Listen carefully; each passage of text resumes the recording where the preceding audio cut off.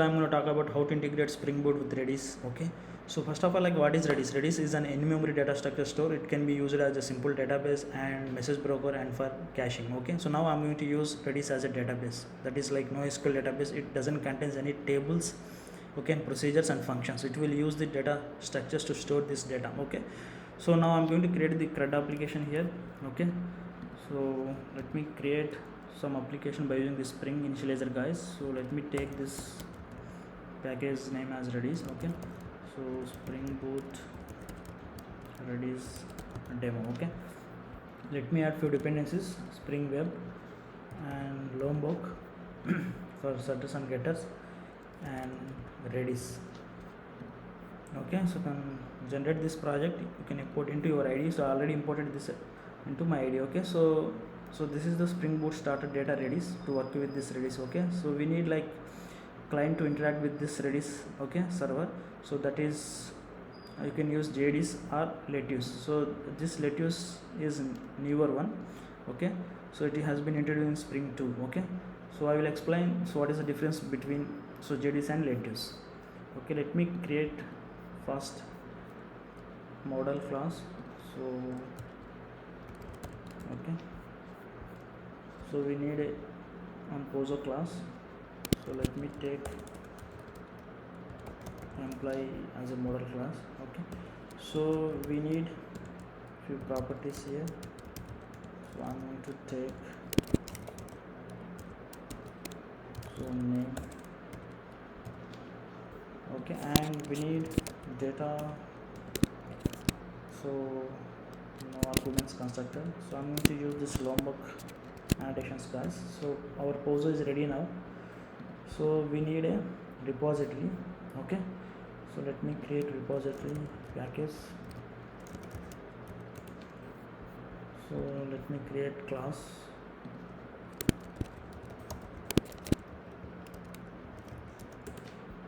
And so here we need hash operations.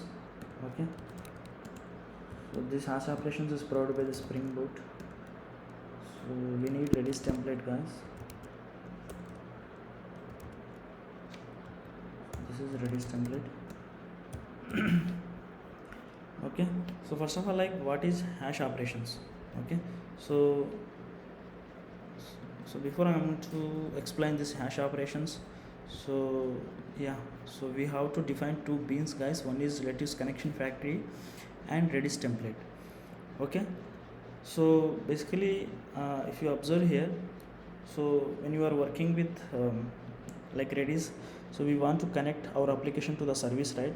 So we have to use one client. So the multiple clients are available in the market, but I'm going to use Lettuce connection factory. Either you can use JDis connection factory or like Lettuce connection factory, but the Lettuce connection factory is newer one. Okay, that is the reason I'm using. So there is a few differences I will explain later. So, and coming to the REST template, so this REST template will use this JDis connection factory to connect with this Redis server. Okay, so it is an REST template is an entry class provided by the Spring Data through which we interact with the Redis server. Okay, so we will pass this JDis connection factory instance to this Redis template to establish the connection. Okay, and coming to the repository, so we will use hash operations, right? So this hash operations is provided by this Spring Data. Okay, so Redis is hashes can hold the n number of key value pairs and and it is designed to use the less memory. Okay, making it a great way to storing the objects in memory. So through this hash operations and the Redis templates, it will achieve this. Okay, so let me add one constructor here. Okay, generate constructor. So Redis template. Okay, here I need hash operations. So Redis template dot ops for hash. Okay, and so we have to, yeah, so here I'm going to create the CRUD operations. Okay, so let me create first save employees.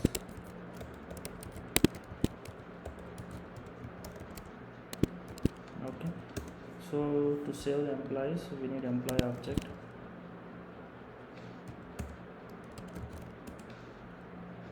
Okay, so we will use hash operations here, okay, which will have like methods like put, get and values. So here I need to provide this hash key, guys. Okay, so which will have employee dot get id and employee object. Okay, that's it. So our save employee is done. So now I'm going to write for to get the all the employees. Okay, so I'm going to take employee object here. Okay, so find all. Okay, so here hash operations will have values, so which will contains so employee, okay, hash key. So let me return this.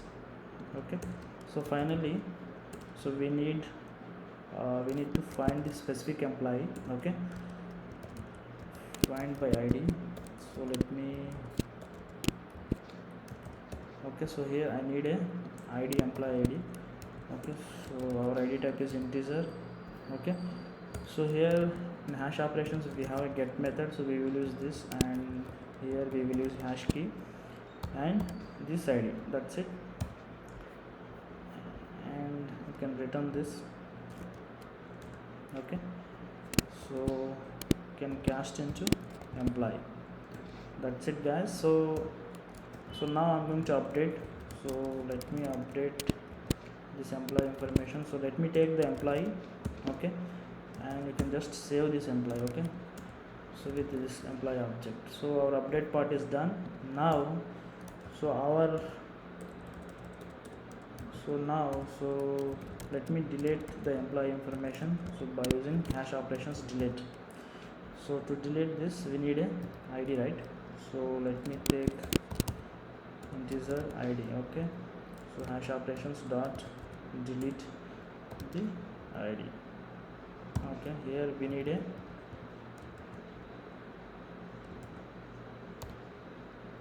employee hash key. Okay, so this is done, guys. Okay, so finally we need a controller. So let me create one package controller. Okay, controller. So let me create the class. So let me take it as employee controller. Okay, so here I need a employee repository.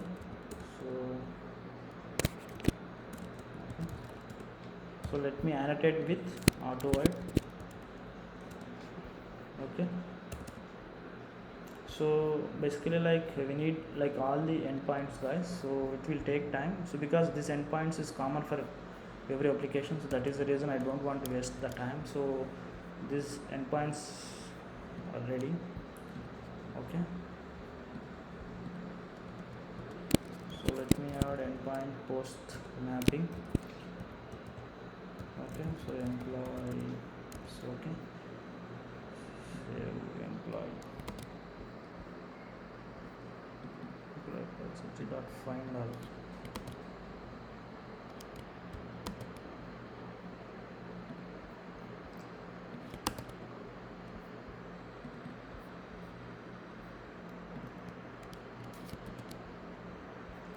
Okay,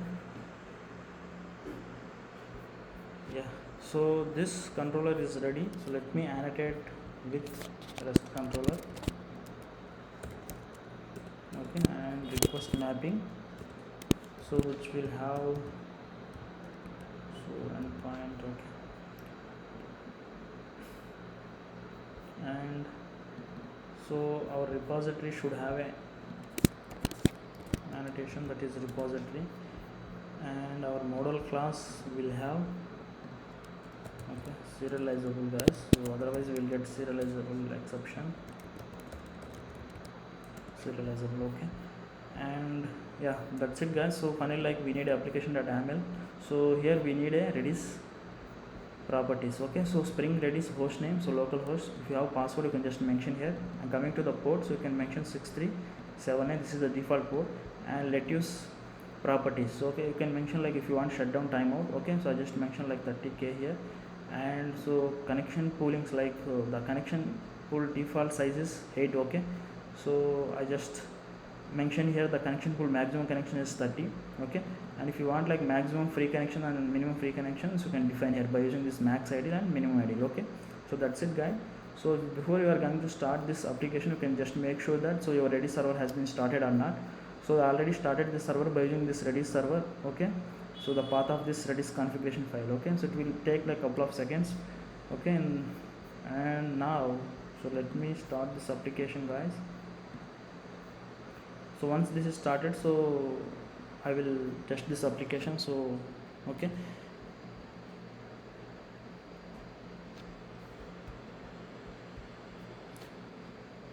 okay, so the difference between like Lettuce Connection Factory and JDS is not thread safe guys. Okay, so and we need to create the connection pooling to work in the multi-threaded environment by using JDs. Okay, coming to the Lettuce, it is a thread safe. Okay, so we should not create the connection pooling in the multi-threaded environment. That is a benefit of Lettuce. And one more benefit is so like it will support, this Lettuce will support like asynchronous, and it will support for the reactive streams. Okay, so that is the reason I am using this Lettuce Connection Factory here. So the application has been started. So let me hit the endpoint and see whether it's working or not. Okay, so this is the endpoint. I'm just providing the ID and name here. So it is returning the data. Okay, now let me get the employees. It's working. Let me check find by ID. It's working guys. And coming to put operations, so let me delete this guys. Let me delete. Okay, fine, it's working. So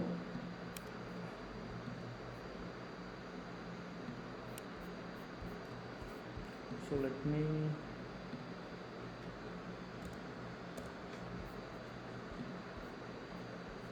I have added one. So let me add one more object. Okay, and let me check. So here we have Redis CLI. So if you want to check it, you can check it here guys. So Redis CLI. Okay, so here we have keys. Okay, so this is employee key. Okay, so this is how like it will stores guys. Okay, so yeah, that's it guys. It's working fine. So if you have any doubts, so please let me know in the comment section. Okay, I will try to help you. Okay, thanks for watching. So in the next video I'm going to prepare for like how to use the Redis cache with MySQL. So that is a video I'm going to prepare. Okay, so stay tuned. Okay, bye, have a good day.